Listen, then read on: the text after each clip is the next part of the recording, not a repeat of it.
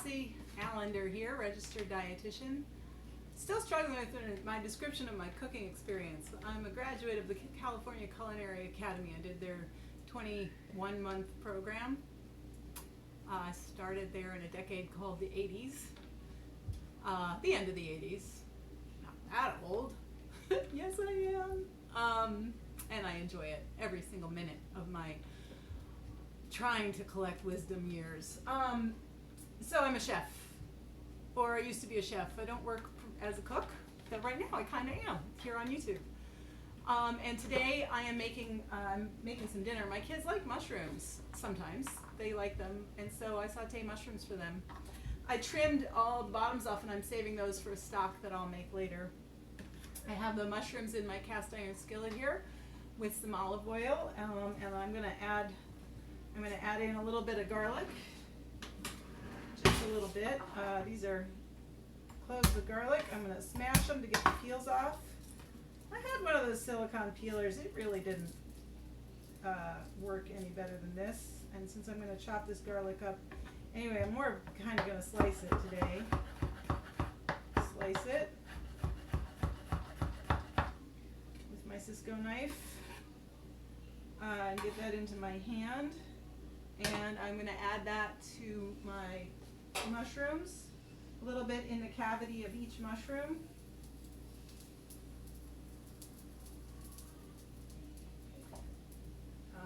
Oops, that's getting hot. I have some olive oil on the bottom of the pan. I don't know if I mentioned that. And then I'm going to add some salt into my hand first so I don't overdo it. These are really big crystals of kosher salts. I tend to, in this application, overdo it. It's really easy for soups and stuff. There we go. I'm actually going to put all of that in. I'm going to add a little bit of white pepper. And then I'm going to reduce my heat super low. And I am going to cover the pot and let those basically braise in their own juices. Those will take about 10 minutes, 7 to 10 minutes over super low heat, and they'll be really oomy. And I am serving those with some CPS chicken nuggets, the last batch that I had in the fridge from earlier in the week. It is Sunday, April 5th, and it's 5:30 in the afternoon, and we are home on coronavirus lockdown / quarantine, and just cooking up a storm here, getting ready for their dinner. And I just also wanted to comment about something. I was remembering that about, and it was, I think it was in 2004 or 5. I was out to dinner with a friend of mine, a really dear, close friend of mine, who's still my very good friend.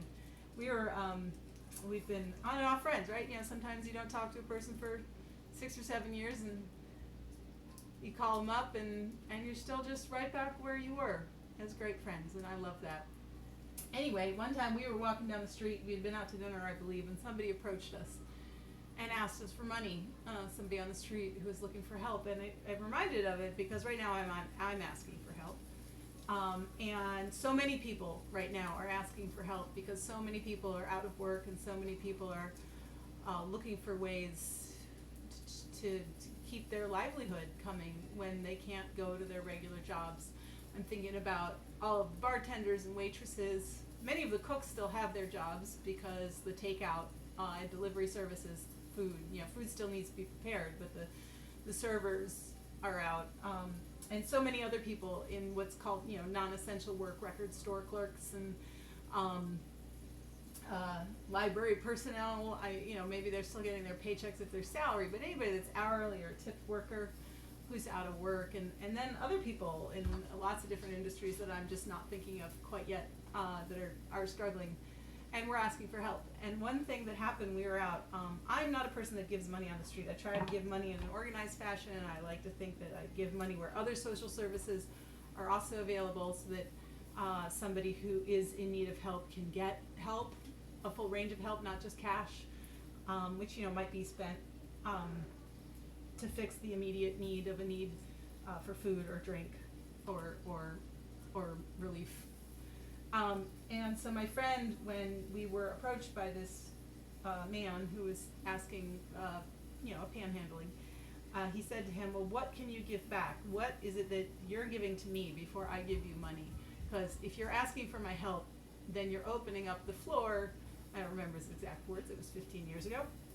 Then you're opening it up to, you know, to the conversation.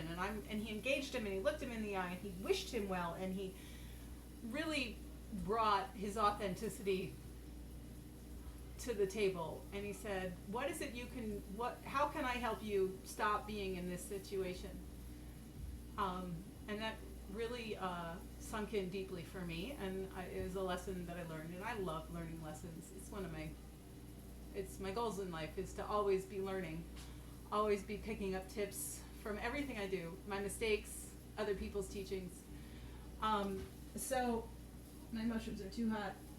Turning them down, they're sizzling away. There we go, let's take a peek. They smell so good, I wish I had smell-o-vision.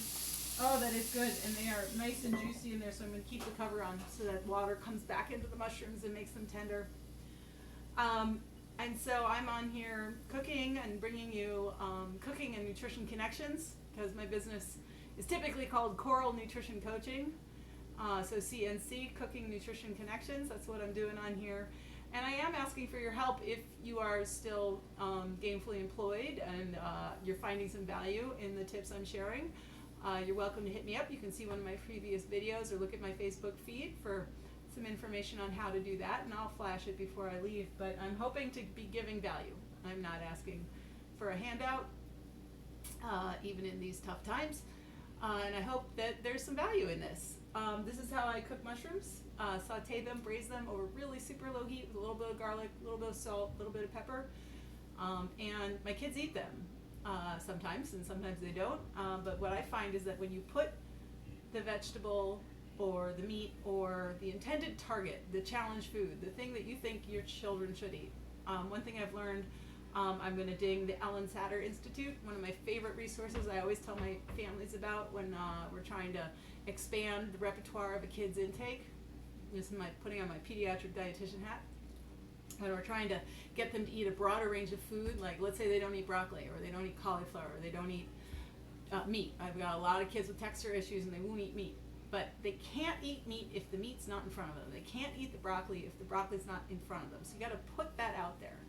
And so I make the mushrooms and I put them on a dish and I eat them and I say, would you like a mushroom?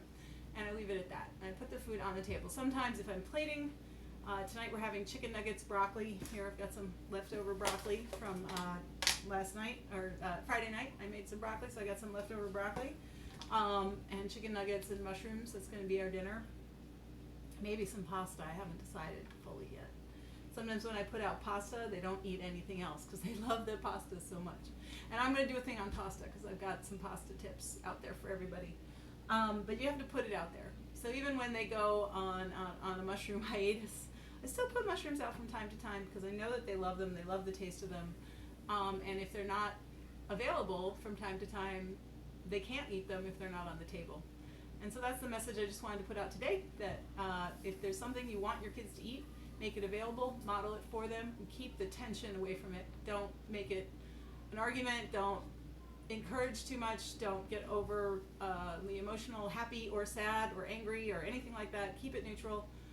Check out the Ellen Satter Institute.org. They have incredible resources, how to feed kids, the division of mealtime responsibilities.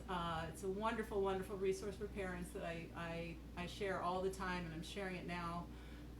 Not sponsored by them or anything, just a great place to go look for tips. So thanks very much. I'm Jessi Allender, registered dietitian, and if you're getting any value out of the tips I'm sharing, you can hit me up and let me know. Thanks so much.